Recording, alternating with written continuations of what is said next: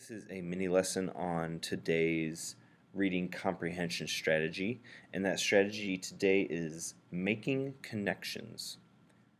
We're going to take some time and we're going to look at an anchor chart here that is about making connections. And I want you to take a look at it.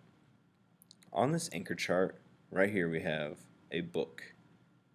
And the book is plugged into one outlet of a four socket outlet. So we have our book here, and what we have is we have the text connecting to ourselves, represented by the girl here. The text that we're reading is also connected to other texts. And finally, the text is also connected back to the world. So when I say we are making connections, we are connecting a text to ourself. We are connecting a text to a previously read text, or we are connecting it to a piece of general knowledge, a text to world. So your personal experiences, you're reaching into your background knowledge backpack, and you are accessing your personal experiences. You can also connect it to a piece of something you've read, in your many years of reading in school, something that you've read before. Or you're connecting it to a piece of general knowledge, something you've learned about the world. And then you are making these connections, and you are applying it all back to the text you were reading, considering how it is helpful in helping you understand something. So making connections helps you understand what the author is saying. And I'm going to model that by reading a little piece. It's a literature piece. It's nonfiction. It's about Native Americans and comic books. And I'm going to show you how I connect it to the world, myself, and other stuff I have read previously. It is a Newsela article, so I'm going to be reading it off of my laptop on Newsela.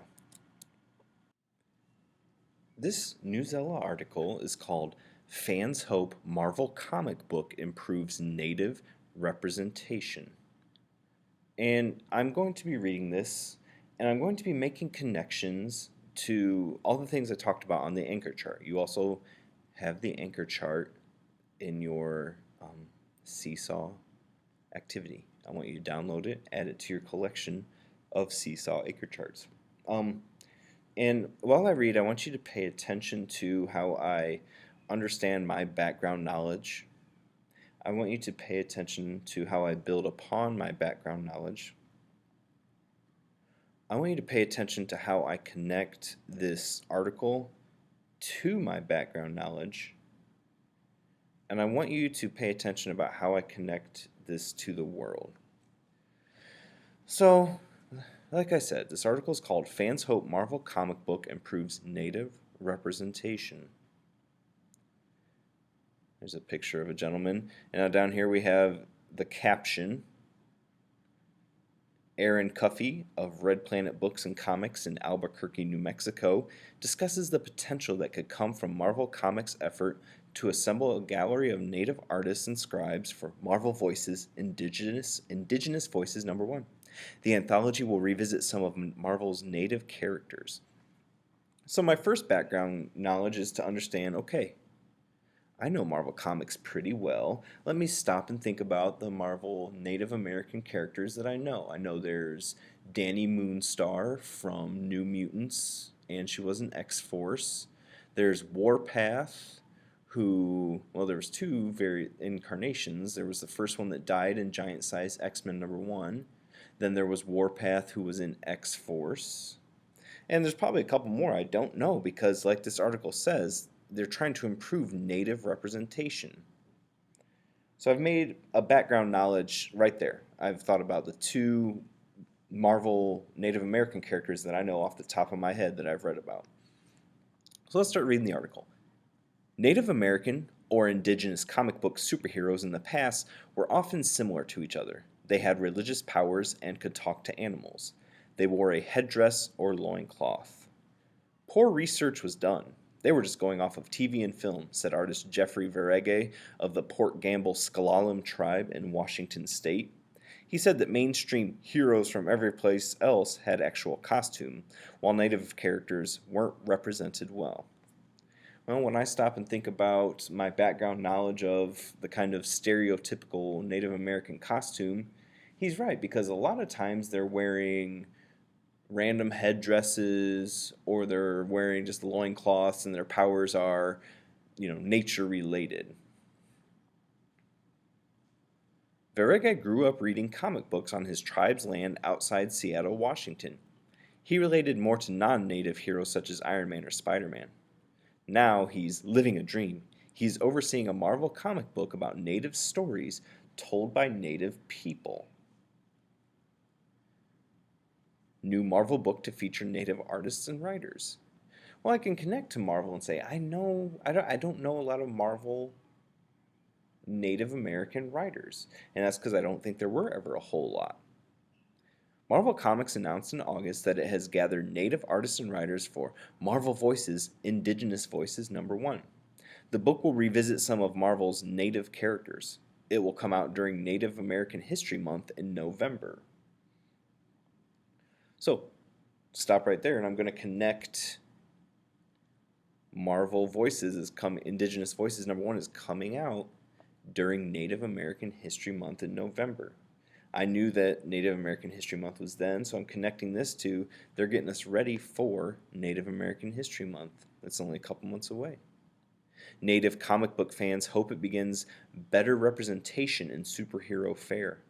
Marvel says the project has been planned for some time.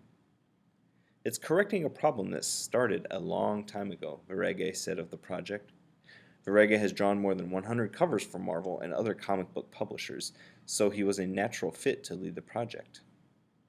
Lee Francis is the owner of Red Planet Books and Comics in Albuquerque, New Mexico. He publishes native comics. He also is descended from the Laguna Pueblo, which is native land near Albuquerque. Francis helped find native artists for the Marvel book. He said comic books are similar to some tribes' storytelling traditions. I'm going to stop and think about what I know about Native American storytelling and how I've seen it in books and things I've read and how they use a lot of pictures for their storytelling. I'm also going to stop and think about what do I know about the Indians of the world. Well, I know that a lot of them were forced to live on reservations. A lot of them were forced off of their native land. So a lot of these people, we don't know a whole lot. Like a lot of us outside of the reservation don't know the language. We don't know a lot of Native American artists. But I know that our ancestors kind of forced them onto reservations. Let's keep reading. Visual storytelling tradition. Francis said he sees a storytelling sense that aligns perfectly with the comic book medium. Not only words and writing, but this visual storytelling that harks back to our own stories.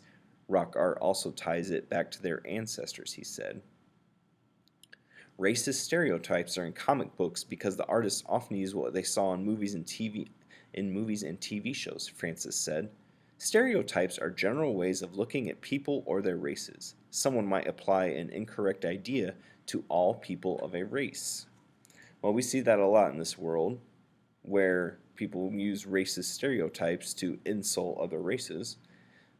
And I like how this article used context clues, because it told us it said the word stereotypes, and then it tells us what a stereotype is, general ways of looking at people or their races.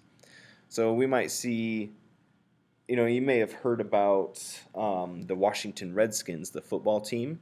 I'm going to connect this to the real world. There was a whole lot of controversy before the football season started this year about the Washington Redskins. And Redskins is a negative way to call an Indian, or it's a negative name for an Indian. Like, oh, they're a redskin, because their skin was a little tan than the white man that came over. So we called them Redskins. Now, the Washington Redskins have been around for a long time, and they're finally changing their name from the Washington Redskins. They've settled on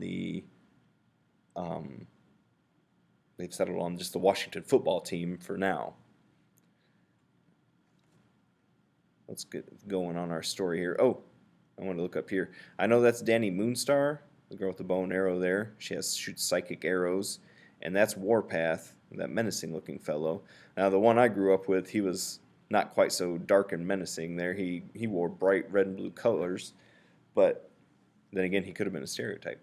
In comics, Native Americans often have been the villain or the quiet sidekick. It's frustrating when everybody else gets a cool costume and you get a headdress, Francis said. Desba Evans, meanwhile, always identified with Marvel's X-Men.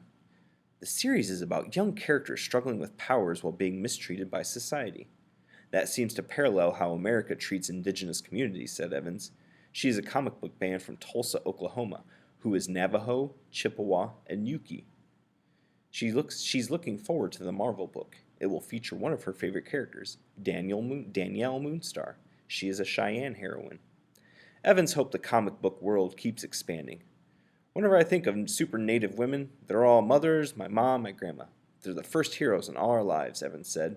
It would be really interesting to have a modern indigenous mom living and being a superhero. I stop and I connect this to the real world, my personal knowledge. My best friend that I've been friends with for nearly 30 years, he is Cherokee. His dad, he's not quite, he's probably 86% Cherokee. His dad is 100% Cherokee. His mom is a certain percentage, I forget what exactly. But his dad, he rode the Trail of Tears where the Indians were forced to walk to their reservation.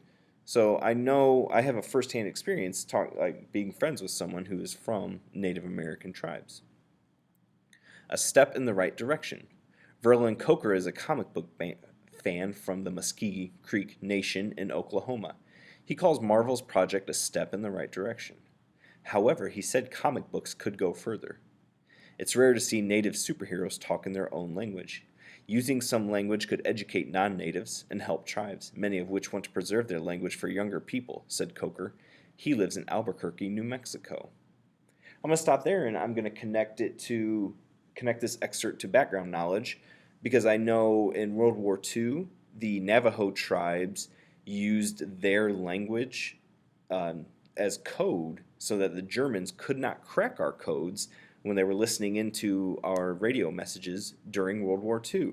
There's a couple movies about it and everything, so it's actually pretty cool. So yeah, I think that's pretty cool. Let's find out more about these cool Native American languages. We often only get a select few tribes, Coker said. I just would like to see more native artists on mainstream products. That might not be far off. When Verege meets children on the reservation where he grew up or elsewhere, their parents often point out his work for Marvel. He values these meetings. I get to tell kids, I grew up on this reservation too. You can do this too, Verege said.